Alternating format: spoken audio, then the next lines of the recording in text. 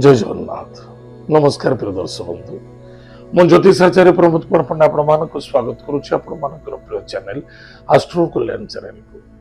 प्रिय दर्शक बंधु, जो व्यक्ति मान चैनल को देखुं सब्सक्राइब करना, सब्सक्राइब करूँ, लाइक करूँ, अधिक अधिक शेयर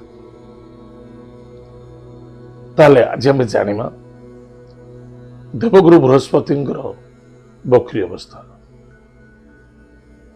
5 डिसेम्बर 2025 मसीहा संध्या 5:25:42 देवगुरु बृहस्पति कर्कट राशि मिथुन राशि को गोचर कले।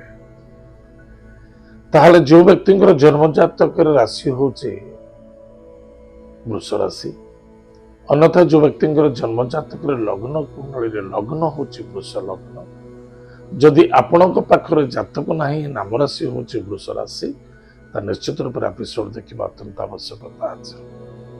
प्रिय दर्शक बंधु, अनेक वृष राशि व्यक्ति माने बहुत कष्ट, समस्या, दुख, चिंता रे पड़ी थिले। निश्चित रूप से देवगुरु बृहस्पति प्रति कृपा बढ़िबो एवं आपनको मध्य अनेक प्रकार सफलता देखा। ताले आपन राशि हूँ वृष राशि। वृष राशि देवगुरु बृहस्पति स्थान क्यों स्थान? वृष राशि धनु एंड मीन राशि।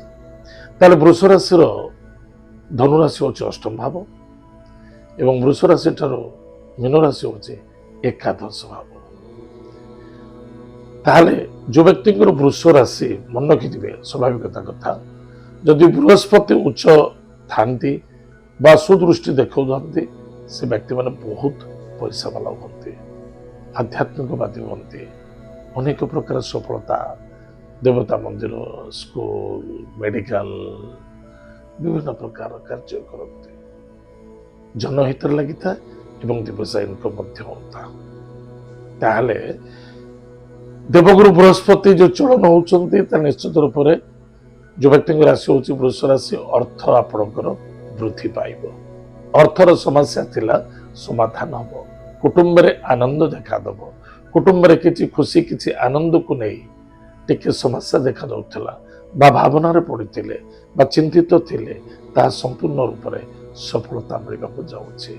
विवाह दाम्पत्य जीवन रे आनंद सुख मध्य देखादब, शत्रु मानक ठारू विजय प्राप्ति हेबे, पुलिस मैटर कोर्ट कचेरी ठारू विजय प्राप्ति मध्य हेबे। एतद व्यतीत किछि कर्ज किछि ऋण मुक्ति मध्य देखादब।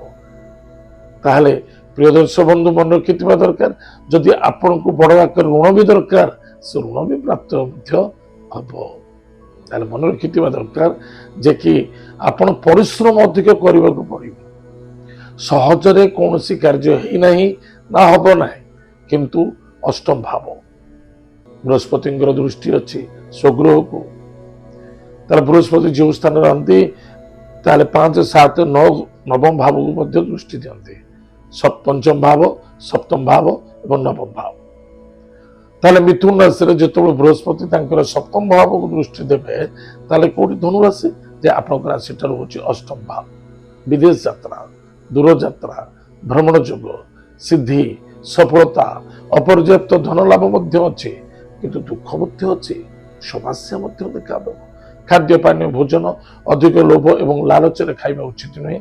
स्वास्थ्य प्रति जोग्य रखी चलतु, कारण किडनी उपरे बा मूत्राशय गुदचक्र उपरे कौन सी खराब प्रभाव पड़ पाए। महिला मानकर यूट्रेस उपर प्रभाव पड़ो, टिके सावधान रहिबे। यूरिन एंड यूट्रेस यथेष्ट ध्यान देवे। आ कर्म क्षेत्र में भावी चिंती कार्य करने अत्यंत आवश्यकता अच्छे। सफलता मिल राहु सहित बृहस्पति जुति रहिबो। देवगुरु बृहस्पति दृष्टि उपस्थित कुंभ राशि राहु अच्छा कर्म घर।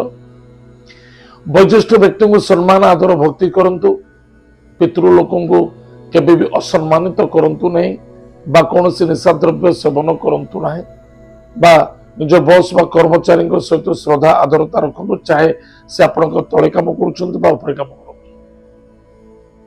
उच्च कर्मचारी हूँ चाहे नीच कर्मचारी, मनुष्य तो आप कर्मचारी बोली न भावी मनुष्य बोली भावतु, निश्चित देवगुरु बृहस्पति आपन को सपोर्ट कर, सहयोग कर, प्रमोशन दब, पोजिशन दब, ଇନକ୍ରିମେଣ୍ଟ ମଧ୍ୟ ଭଲ ମିଳିବ।